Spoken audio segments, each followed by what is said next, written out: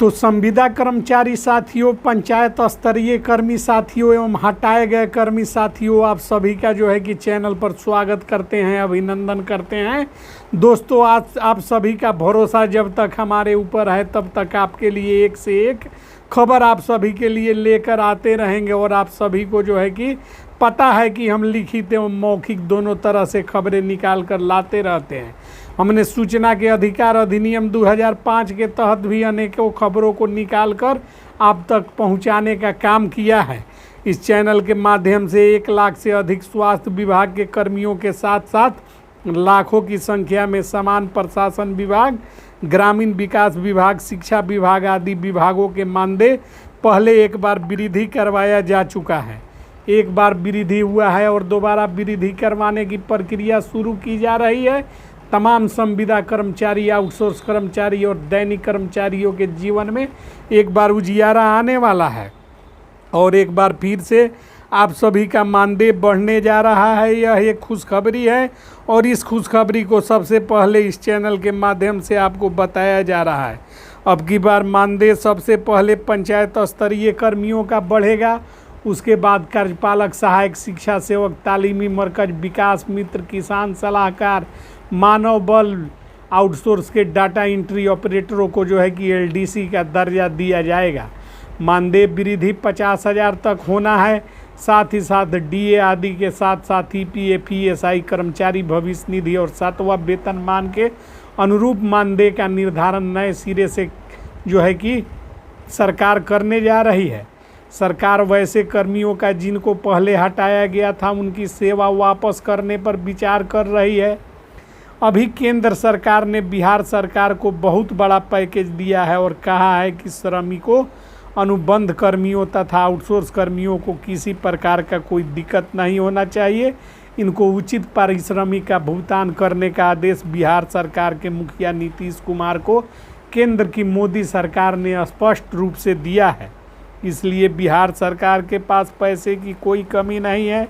बिहार सरकार जो है कि मानदेय वृद्धि सेवा अस्थायी करेगी और प्राप्त जानकारी के अनुसार यह सब कुछ बहुत जल्दी होने जा रहा है और इसका सबसे ज़्यादा लाभ जिन कर्मियों को प्राप्त होगा, बिहार राज्य अंतर्गत मानदेय वृद्धि हेतु प्रतीक्षारत संविदा कर्मियों की सूची हमारे पास है, जिसमें जो है कि संविदा कर्मी और जो है कि आउटसोर्स कर्मियों के नाम शामिल हैं, जिनमें जो है कि शिक्षा सेवक, तालीमी मरकज, प्राथमिक शिक्षक घोषित किए जाने की मांग करते हैं। किसान सलाहकार को जन सेवक घोषित किए जाने की बात कही जा रही है। बेल्ट्रॉन और उर्मिला के डाटा एंट्री ऑपरेटर 18% कटौती बंद कर जो है कि एलडीसी के यानी कि निम्न वर्गीय क्लर्क का दर्जा मांग रहे हैं।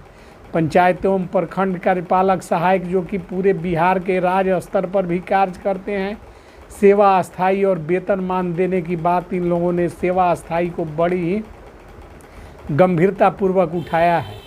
बिजली विभाग मानव बल 18% की कटौती बंद कर सरकारी कर्मी यानी कि थर्ड पार्टी भुगतान से मुक्ति की बात कर रहे हैं।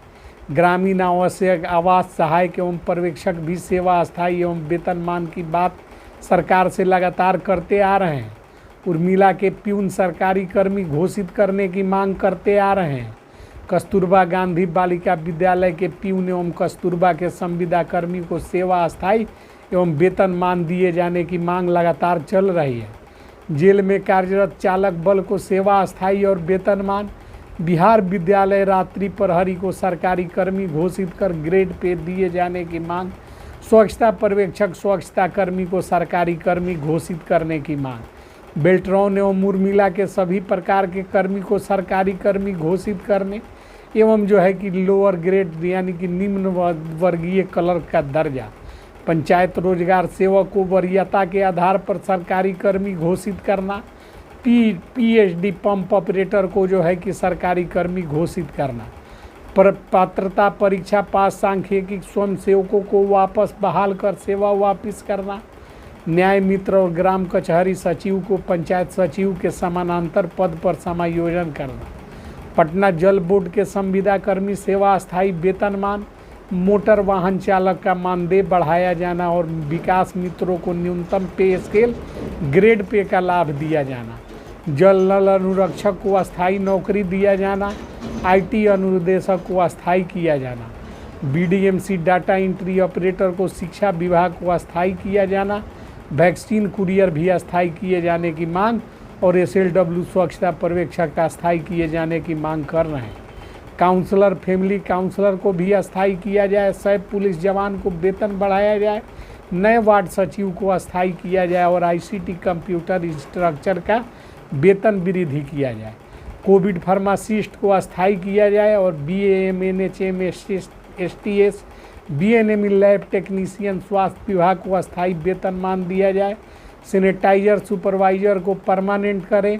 उन्नयन बिहार नाइट गार्ड को अस्थायी करे। बिहार स्वास्थ्य परिवार नियोजन सलाहकार को नियमित करे। ब्लॉक कृषि अकाउंटेंट को नियमित करे। जीविका कैडर ग्राम रक्षा दल को जो है कि सुविधाएं मुहैया कराई जाए और DRC के कर्मी को नियमित करे तथा लेखापाल IT सहायक को वेतनमान, आशा ममता आंगनबाड़ी का नए सिरे से वेतन निर्माण और संविदा ANM का नए सिरे से वेतन निर्धारण।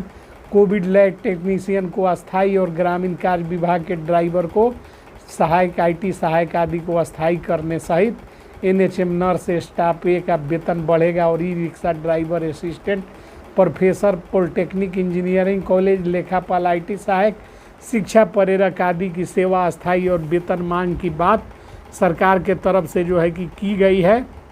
इन लोगों ने सरकार के समक्ष अपनी बातों को रखते हुए तमाम मांगों को रखने का काम किया है जो कि प्रतीक्षा सूची में इंतजाररत है, लंबित है, जिस पर बिहार सरकार विचार कर रही है। बकौल बिहार सरकार के अधिकारियों के द्वारा जो है कि सारी चीज़ों पर बिंदुवार स्पष्ट तरीके से जवाब दिया जाता है और अधिकारी बताते हैं कि केंद्र के द्वारा जो स्पेशल पैकेज प्राप्त हुई है जो कि हज़ारों करोड़ रुपए है, उस राशि का प्रयोग जो है कि बिहार सरकार आउटसोर्स कर्मी, श्रमिकों एवं जो है कि अवर्गीकृत कर्मी, दैनिक कर्मियों के साथ साथ संविदा कर्मियों के वेतन को नए सिरे से निर्धारित करेगी। साथ ही साथ कुछ हटाए गए कर्मी जो लगातार जो मांग करते आ रहे थे, वित्त रहित शिक्षक और तमाम वैसे कर्मी जिनको जो कि हटा दिया गया है, जैसे कि आपको बता देना चाहते हैं, आपने जो है कि समय समय पर सुनने का काम किया है, वार्ड सचिव, ASB सांख्यिकी, स्वयंसेवक, इन सभी लोगों का अन्यत्र विभागों में समायोजन सहित वेतन का निर्धारण करने की प्रक्रिया सरकार चलाएगी और आप सभी के वेतन को बढ़ाकर आप सभी को जो है कि भरपूर लाभ, जिसमें EPF, ESI, कर्मचारी भविष्य निधि, अनुकंपा आदि का लाभ, नियोजित शिक्षकों की भांति सरकारी सुविधाएं और 7वां वेतनमान के अनुरूप जो है कि निरंतर जो है कि 7वां वेतनमान के अनुरूप नए सिरे से वेतन का निर्धारण सरकार करेगी। इसके लिए सरकार के पास राशि की कोई कमी नहीं है। केंद्र की मोदी सरकार ने हज़ारों करोड़ का पैकेज आवंटित कर दिया है। तो खबरें आपको कैसी लगी? इतनी परिश्रम करने के बाद इतना महत्वपूर्ण अपडेट हम आपके साथ शेयर करने में सक्षम हो पाते हैं, इतनी जानकारी जुटाने के बाद आपको बताने का काम करते हैं। तो वीडियो को लाइक और चैनल पर एक प्यारा सा कमेंट जरूर कीजिएगा। मिलते हैं अगली वीडियो में, तब तक के लिए जय हिंद, जय भारत।